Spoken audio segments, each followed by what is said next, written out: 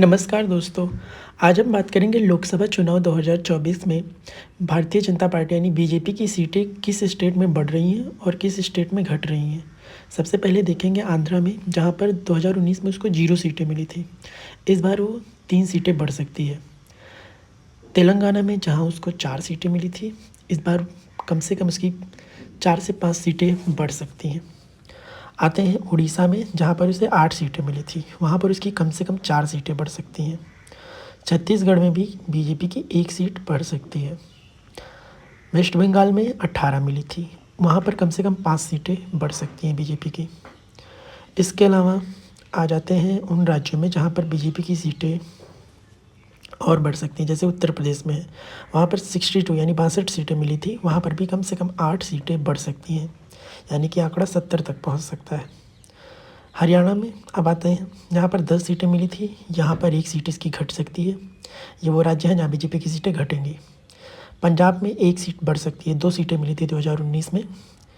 जम्मू कश्मीर में आ जाते हैं, टोटल जम्मू कश्मीर एंड लद्दाख, तो वहाँ पर 3 सीटें मिली थी, इस बार 1 सीट घट सकती है बीजेपी की।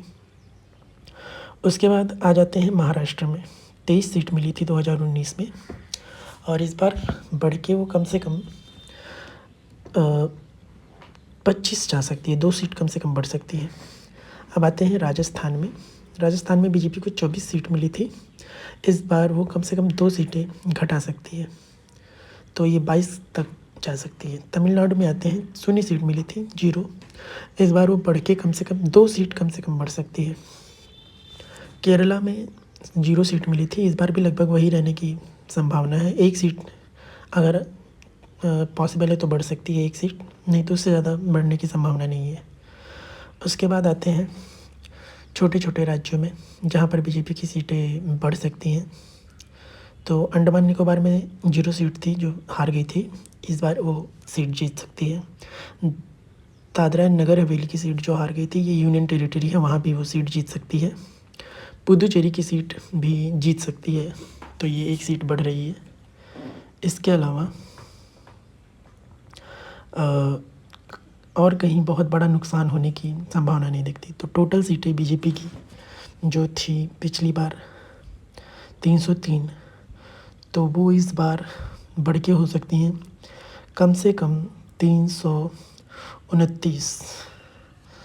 तो 329 सीट बीजेपी की पिछली बार से बढ़ सकती हैं। तो पिछली बार थी 303 और इस बार 329 हो सकती हैं। ये 26 सीट का टोटल गेन होता दिख रहा है बीजेपी को।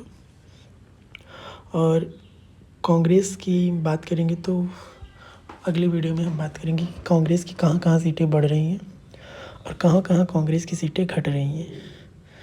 तो पूरा वीडियो देखने के लिए आपका धन्यवाद। चैनल को सब्सक्राइब कीजिए, और अगर आपको लगता है कि कोई सीटें घट या बढ़ रही हैं आपके हिसाब से आपकी स्टेट